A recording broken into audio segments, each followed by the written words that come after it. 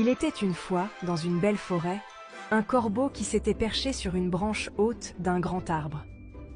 Ce corbeau avait trouvé un délicieux morceau de fromage et le tenait fièrement dans son bec.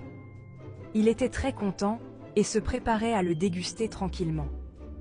Non loin de là, un renard rusé passait par hasard. Il sentit l'odeur du fromage et leva les yeux vers le corbeau.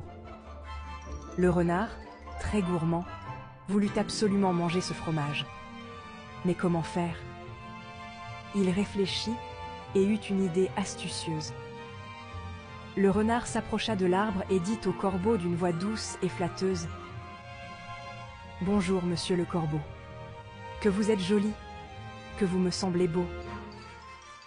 Sans mentir, si votre ramage se rapporte à votre plumage, vous êtes le phénix des hôtes de ces bois. » Le corbeau, très flatté par ces compliments, était tout fier. Il se disait que le renard avait raison. Il était sûrement le plus beau des oiseaux de la forêt. Le renard continua. « Mon bon monsieur, apprenez que tout flatteur vit aux dépens de celui qui l'écoute. Cette leçon vaut bien un fromage, sans doute. » Le corbeau, en entendant cela, voulut montrer au renard qu'il pouvait aussi bien chanter qu'il était beau. Il ouvrit grand son bec pour crier « Cocorico !»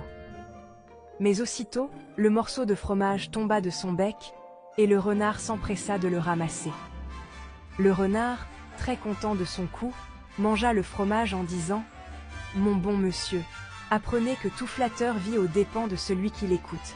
Cette leçon vaut bien un fromage, sans doute. » Le corbeau, honteux et déçu, comprit alors qu'il s'était laissé berner par les flatteries du renard.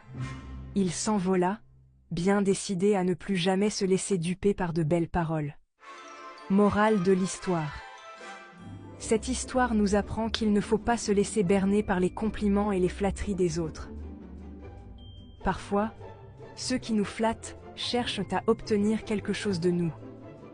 Il est important de rester vigilant et de ne pas croire tout ce que l'on nous dit, surtout quand cela semble trop beau pour être vrai. Voilà l'histoire du renard et du corbeau de Jean de La Fontaine.